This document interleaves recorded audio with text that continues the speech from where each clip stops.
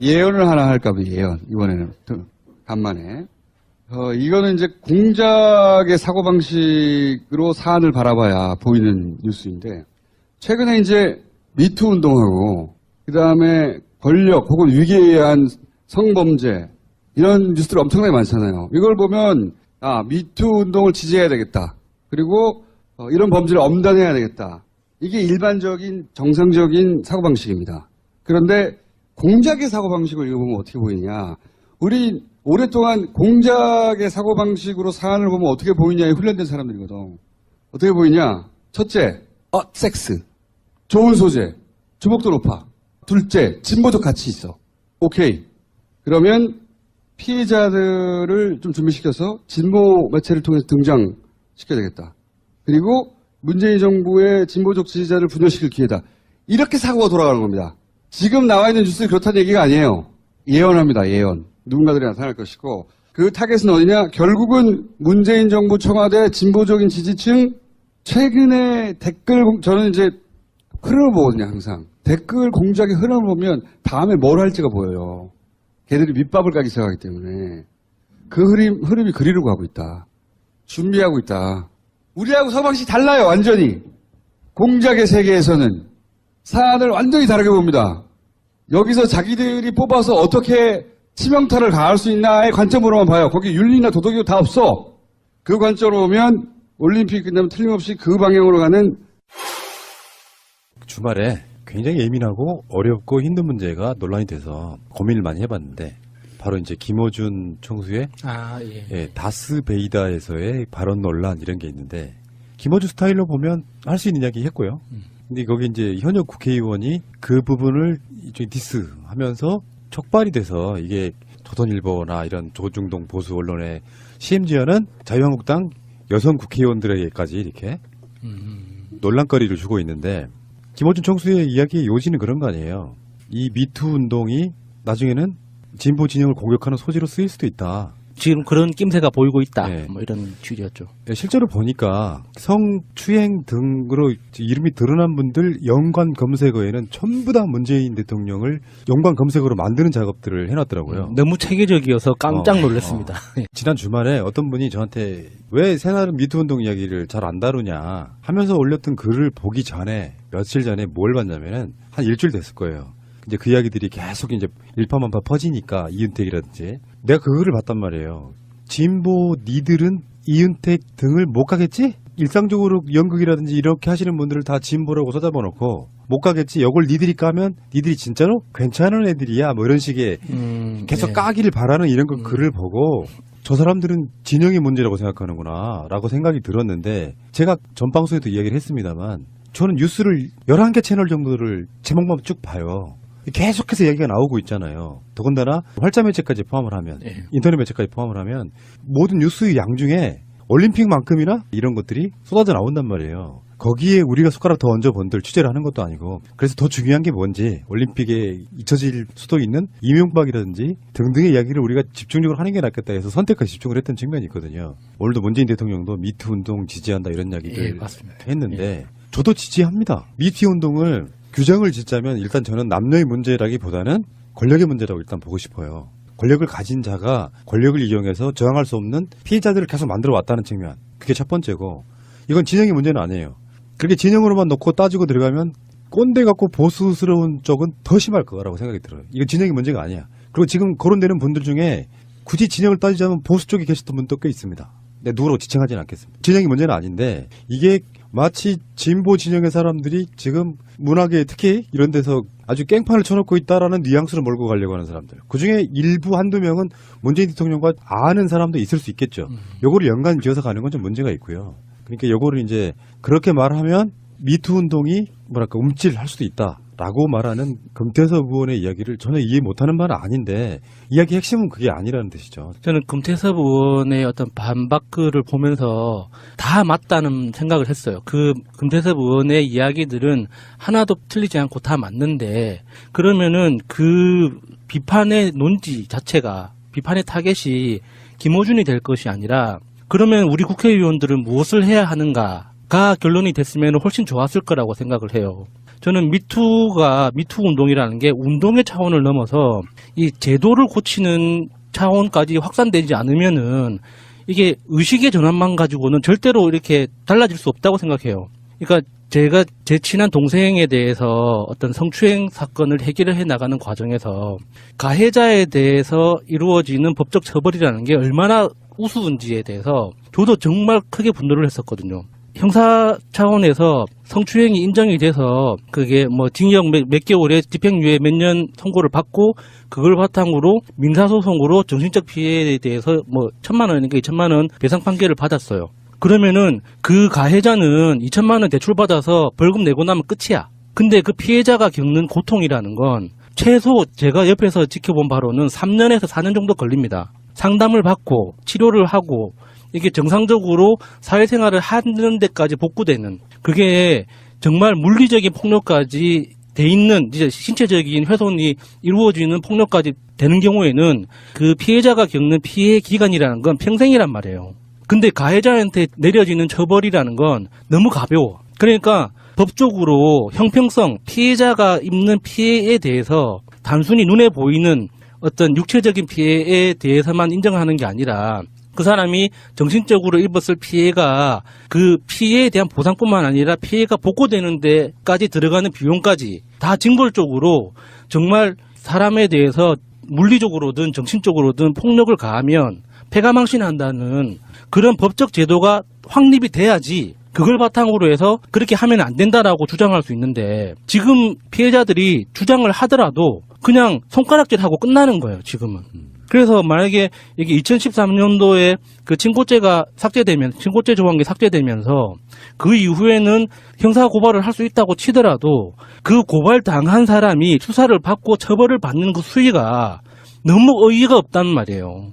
이게 자기 친딸을 성폭행을 해도 뭐 2년, 3년, 뭐 집행유예로 다 풀어주고 이렇게 하는 상황에서 국회의원이라면 법적으로, 제도적으로 어지를 어떻게 손봐서 전체적인 피해자의 피해 총량에 걸맞는 처벌의 수준을 고민해야지 좋지 않을까 하는 그런 생각을 합니다. 그 이야기도 먼저 꺼낼게요. 뭐 마치 우리들은 전혀 그런 거랑 관계없는 사람들인 양 이야기해서도 안 된다고 생각해요.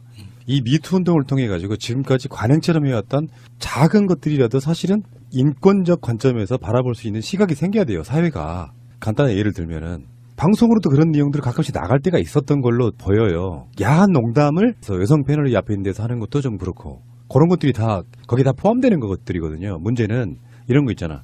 여자들도 야한 이야기 즐길 수 있죠, 사람에 따라서는. 그게 저 핵심은 그런 거라고 봅니다. 권력을 가진 자가, 대표적인 애가 조민기예요. 학과장이면서 그런 표현이 나왔잖아요. 조민기는 그 공간에서는 왕이었다.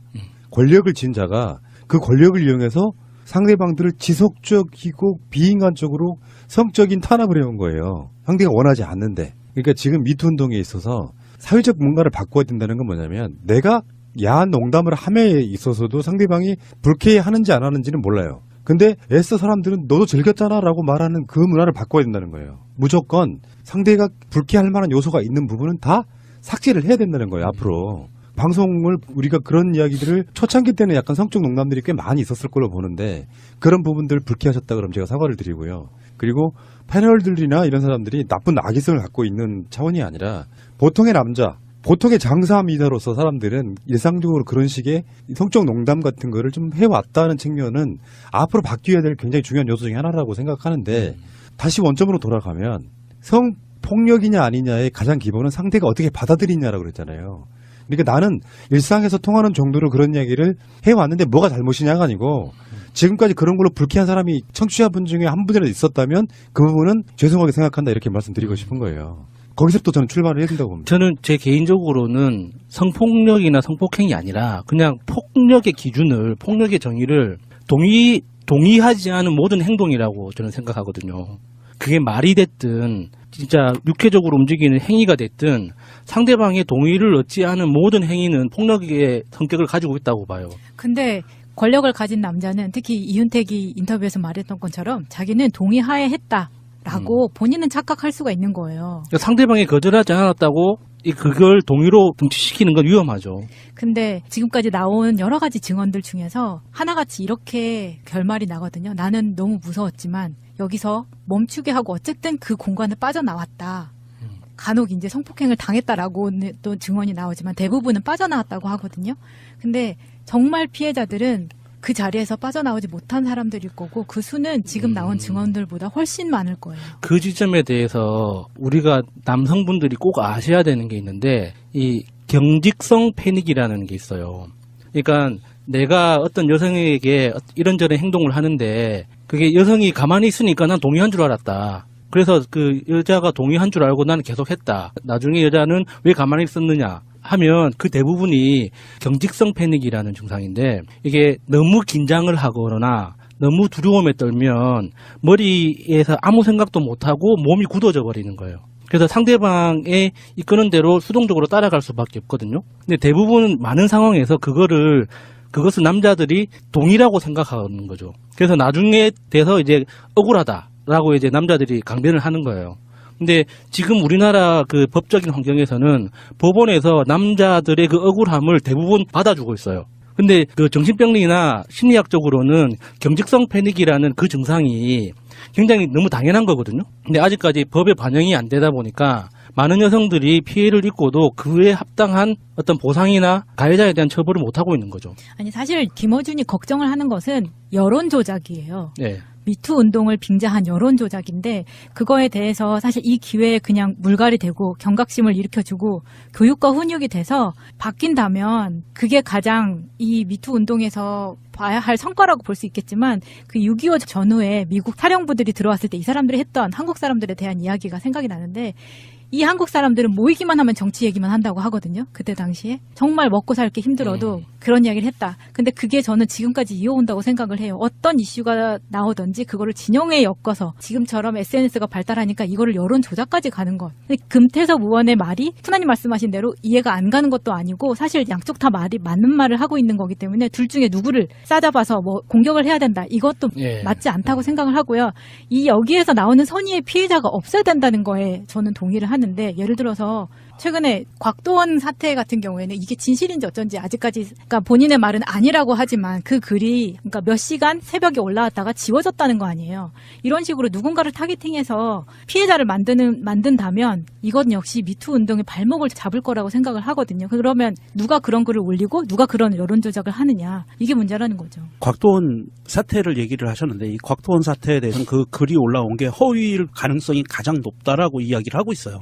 조작의 확률이 높다. 왜냐하면 곽도원 측에서는 그 사람이 얘기했던 그 시간과 그 장소에 맞지 않고 곽도원은 이미 연극계를 떠나서 영화에만 매진하던 시절이고 그랬다라고 공식적으로 나왔거든요. 그래서 좀 이상하다. 그리고 청와대 청원에 또 이상한 게 올라왔죠. 김어준까지 올라온 거예요. 예, 김어준이 그 방송을 하고 나서 성추행, 성폭행 당했습니다라고 청원을 올렸어요. 예, 그래서 이렇게 올렸는데 이거를 보면 구체적이지도 않고 좀 이상해요. 그러면서 그 방송이 나오자마자 이런 글들이 올라온다는 것은 정말 김어준이 우려했던 그런 현상들이 실제로 벌어질 수도 있다라는 우려를 충분히 보여줄 수 있다고 봐요. 방송의 어떤 수준, 그러니까 커뮤니케이션 학 개념에서 말하면 지상파 방송의 수준은 중학교 2학년 정도의 학력이면 이해할 수 있게끔 만들어야 돼요. 일반 신문은 예전에는 고등학교 2학년 정도 수준. 그래서 왜 방송에 보면 시청 불가 가 하는 나이가 쓰여지잖아요. 15세면 중2 이렇게 정해져 있는 거예요, 그게. 마찬가지예요. 우리 방송을 듣고 두 가지 반응이 있어요. 뭐 그 정도는 얘기할 수 있는 거 아니야? 어떤 분은 불쾌했다고 이야기를 합니다. 불쾌했다고 이야기를 하면 거기에 답글이 달려요. 그것도 못하면 세상 어떻게 사니? 틀린 말은 아닌데 세상의 평균은 방송의 평균처럼 불쾌한 사람이 한 명이라도 있다면 그건 잘못된 거죠. 근데 그거를 100% 빗나가, 그러니까 100% 만족시키고 나간다는 건 좀 불가능하지만 우리 같은 방송하는 사람들도 일단 불쾌한 사람들이 최대한 없는 형태로 그런 방송을 내야 되는 것처럼 우리 일상생활에서도 다른 건 모르겠어요. 근데 저는 주말 내내 그런 생각 해봤거든요. 폭력이냐 아니냐가 가장 기분 나빠할 수 있는 건 한껏 인격을 가진 어떤 주체인 여자가 남자건 상관없이 그 사람을 성적 대상화하는 거예요. 내가 저 사람하고 저 사람이 나한테 그런 이야기 해주길 바라는 좋아하는 사람 사이에 생기는 건 성추행이 아니잖아요. 근데 아무 관계도 아닌데 권력을 이용해서 성적 대상화하면서 그런 것들이 아무렇지도 않게 인권적 개념도 없이 악용되고 권력을 가진 자이기 때문에 거기에 대해서 항변 한마디 못하고 그 오래된 적폐가 계속 꾸준히 간다는 거거든요. 그래서 어느 쪽이든 간에 지금까지 우리가 막 쉽게 해왔던 농담들도 이제는 함부로 하지 말자. 누군가는 기분 나빠하고 모멸감 느끼고 모욕감을 느낀다. 이 관점으로 바라보는 게 중요하다고 생각을 해요. 그 정도도 못 받아들이면 어떡하냐라고 말하면 역사는 발전할 수가 없는 것이죠. 재밌는 제목. 김어준 미투 진보적 문정부 지지자 분열 공작. 이렇게 뽑았어요. 아, 조선일보 아주 신났어요. 예. 그래서, 자체민이를 스스로 인터뷰하는 것으로. 이런, 제목은 제가 마치 미투 운동의 공작이다. 이렇게 말한 것처럼 모략하는 그런 뉘앙스로 보도하는 매체에 있어요. 의도적으로. 진보는 성폭력을 눈 감아줘야 된단 말인가. 뭐 이렇게 연결되기도 하고. 제가 그렇게 말했을 리가 있습니까? 예. 조선일보가 대표적인데. 신났어요. 예. 원래 모략을 아주 신나게 하는 매체이기 때문에 신났겠죠. 네이버도 원래 제 이름이 들어가는 기사는 좋은 기사들은 모이 없습니다. 검찰 출두 이런 거 놨듯이. 네이버도 신났고. 예. 검색어도 이렇게 아침부터 네이버가 올려주는 경우는 처음 봤네요. 예. 근데 신날 게 없어요. 예. 제가 원했던 상황이고. 생각보다 빨리 왔지만 아주 뜻대로 해서 고맙습니다. 이 사실관계를 이제 잠깐 정리하면 저는 미투를 공작에 이용하려고 하는 자들이 있다. 라고 했지. 미투가 공작이라고 한 적이 없습니다. 제가 바보도 아니고. 그러면 이제 금태섭 의원이 문제 제기를 했어요. 금태섭 의원의 주장의 요지는 그런 제 말이 미투 운동을 약화시킬 수 있다. 이런 문제의식이에요. 금태섭 의원은 할 수 있는 말을 한 겁니다. 본인의 입장에서. 그러니까 금태섭 의원과 저를 싸움 붙이는 건 소용없으니까 그만들 하시고. 그럼 제가 주장하고자 하는 요지는 뭐냐. 금태섭 의원의 우려도 염두에 두면서 동시에 아주 잘 살펴봐야 하는 게 있습니다. 그게 뭐냐면 미투 운동은 뭐 진보 보수 할 거 없이 이 남성 중심의 문화 속에서 권력과 위기에 의한 성적 폭력 그걸 고발하고 그 문화를 개선할 이게 절호의 기회가 온 게 분명하거든요. 근데 이 어렵게 찾아온 기회를 누군가는 이 진보 진영에 대한 공작의 소재로 만들고 싶어 한다. 이렇게 되면 이 중요한 기회를 진보 진영 내의 젠더 갈등으로 가둬버립니다. 이렇게 프레임이 잡히면 미투 운동이 흔들려요. 진보 진영 내 분열로 끝나는 거예요. 그러니까 여성들은 이 미투 운동을 진보 진영에 대한 공격 소재로만 그렇게 연결해서 그렇게만 이용하려는 의도와 시도를 볼 때마다 그리고 볼 때마다 이미 보수 정당에서는 뭐 청와대가 사과하라고 성명도 내고 댓글부도 열심히 그렇게 하고 있어요. 그런 기사도 이미 있습니다. 많이. 이럴 때는 이제 진보적인 여성 지지자들은 당황해요. 당황할 필요가 없습니다. 그런 게 바로 미투를 공작적으로 이용하는 거예요. 피해 사실을 폭로한 피해자들의 용기에 경의를 표하며 미투 운동을 적극 지지합니다. 권력을 이용해서 저항할 수 없는 피해자들을 계속 만들어 왔다는 측면. 그게 첫 번째고. 이건 진영의 문제는 아니에요. 그렇게 진영으로만 놓고 따지고 들어가면 꼰대 같고 보수스러운 쪽은 더 심할 거라고 생각이 들어요. 이건 진영의 문제가 아니야. 그리고 지금 거론되는 분들 중에 굳이 진영을 따지자면 보수 쪽에 계셨던 분도 꽤 있습니다. 근데 누구라고 지칭하지는 않겠습니다. 진영의 문제는 아닌데 이게 마치 진보 진영의 사람들이 지금 문학에 특히 이런 데서 아주 깽판을 쳐놓고 있다라는 뉘앙스를 몰고 가려고 하는 사람들. 그중에 일부 한두 명은 문재인 대통령과 아는 사람도 있을 수 있겠죠. 요거를 연관 지어서 가는 건 좀 문제가 있고요. 그러니까 요거를 이제 그렇게 말하면 미투 운동이 뭐랄까 움찔할 수도 있다라고 말하는 금태섭 의원의 이야기를 전혀 이해 못하는 바는 아닌데 이야기 핵심은 그게 아니라는 뜻이죠. 저는 금태섭 의원의 어떤 반박글을 보면서 다 맞다는 생각을 했어요. 그 금태섭 의원의 이야기들은 하나도 틀리지 않고 다 맞는데 그러면은 그 비판의 논지 자체가 비판의 타겟이 김어준이 될 것이 아니라 그러면 우리 국회의원들은 무엇을 해야 하는가가 결론이 됐으면 훨씬 좋았을 거라고 생각을 해요.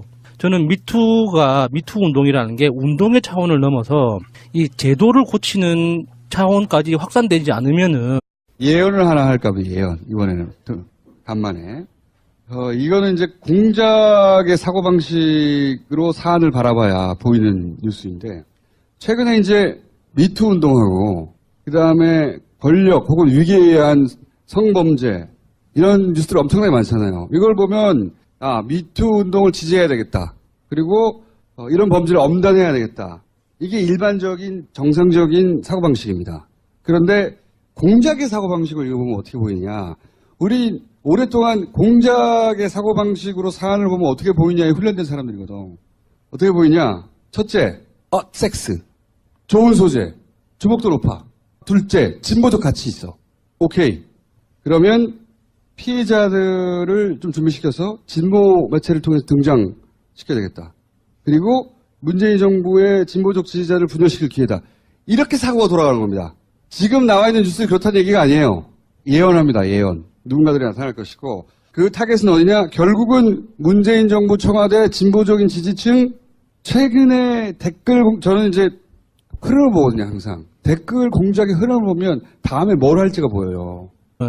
이게 의식의 전환만 가지고는 절대로 이렇게 달라질 수 없다고 생각해요. 그러니까 제가 제 친한 동생에 대해서 어떤 성추행 사건을 해결을 해 나가는 과정에서 가해자에 대해서 이루어지는 법적 처벌이라는 게 얼마나 우스운지에 대해서 저도 정말 크게 분노를 했었거든요. 형사 차원에서 성추행이 인정이 돼서 그게 뭐 징역 몇 개월에 집행유예 몇 년 선고를 받고 그걸 바탕으로 민사소송으로 정신적 피해에 대해서 뭐 1,000만 원인가 2,000만 원 배상 판결을 받았어요. 그러면은 그 가해자는 2,000만 원 대출받아서 벌금 내고 나면 끝이야. 근데 그 피해자가 겪는 고통이라는 건 최소 제가 옆에서 지켜본 바로는 3년에서 4년 정도 걸립니다. 상담을 받고 치료를 하고 이게 정상적으로 사회생활을 하는 데까지 복구되는 그게 정말 물리적인 폭력까지 돼 있는 이제 신체적인 훼손이 이루어지는 폭력까지 되는 경우에는 그 피해자가 겪는 피해 기간이라는 건 평생이란 말이에요. 근데 가해자한테 내려지는 처벌이라는 건 너무 가벼워. 그러니까 법적으로 형평성, 피해자가 입는 피해에 대해서 단순히 눈에 보이는 어떤 육체적인 피해에 대해서만 인정한 적이어서 깜짝 놀랐습니다. 지난 주말에 어떤 분이 저한테 왜 새날은 미투 운동 이야기를 잘 안 다루냐 하면서 올렸던 글을 보기 전에 며칠 전에 뭘 봤냐면은 한 일주일 됐을 거예요. 이제 그 이야기들이 계속 이제 일파만파 퍼지니까 이은택이라든지 내가 그 글을 봤단 말이에요. 진보 니들은 이은택 등을 못 가겠지? 일상적으로 연극이라든지 이렇게 하시는 분들을 다 진보라고 써잡아놓고 못 가겠지? 이걸 니들이 까면 니들이 진짜로 괜찮은 애들이야 뭐 이런 식의 계속 네. 까기를 바라는 이런 거 글을 보고 저 사람들은 진영의 문제라고 생각하는구나 라고 생각이 들었는데 제가 전 방송에도 이야기를 했습니다만 저는 뉴스를 11개 채널 정도를 제목만 쭉 봐요. 계속해서 얘기가 나오고 있잖아요. 더군다나 활자 매체까지 포함을 하면 인터넷 매체까지 포함을 하면 모든 뉴스의 양 중에 올림픽만큼이나 이런 것들이 쏟아져 나온단 말이에요. 거기에 우리가 숟가락 더 얹어본들 취재를 하는 것도 아니고 그래서 더 중요한 게 뭔지 올림픽에 잊혀질 수도 있는 이명박이라든지 등등의 이야기를 우리가 집중적으로 하는 게 낫겠다 해서 선택과 집중을 했던 측면이 있거든요. 오늘도 문재인 대통령도 미투 운동 지지한다 이런 이야기를 했는데 저도 지지합니다. 미투 운동을 규정을 짓자면 일단 저는 남녀의 문제라기보다는 권력의 문제라고 일단 보고 싶어요. 권력을 가진 자가 걔들이 밑밥을 까기 시작하기 때문에 그 흐름이 그리려고 하고 있다. 준비하고 있다. 우리하고 서방식 달라요. 완전히. 공작의 세계에서는 사안을 완전히 다르게 봅니다. 여기서 자기들이 뽑아서 어떻게 치명타를 가할 수 있나의 관점으로만 봐요. 거기 윤리나 도덕이 다 없어. 그 관점으로 보면 올림픽 끝나면 틀림없이 그 방향으로 가는 주말에 굉장히 예민하고 어렵고 힘든 문제가 논란이 돼서 고민을 많이 해봤는데 바로 이제 김어준 총수의 다스베이다에서의 발언 논란 이런 게 있는데 김어준 스타일로 보면 할 수 있는 이야기 했고요. 근데 거기 이제 현역 국회의원이 그 부분을 일종의 디스하면서 촉발이 돼서 이게 조선일보나 이런 조중동 보수 언론의 심지어는 자유한국당 여성 국회의원들에게까지 이렇게 논란거리를 주고 있는데 김어준 총수의 이야기의 요지는 그런 거 아니에요. 이 미투 운동이 나중에는 진보 진영을 공격하는 소지로 쓰일 수도 있다. 지금 그런 낌새가 보이고 있다. 네. 뭐 이런 취지였죠. 실제로 보니까 성추행 등으로 이름이 드러난 분들 연관 검색어에는 전부 다 문재인 대통령을 연관 검색어로 만드는 작업들을 해놨더라고요. 너무 책임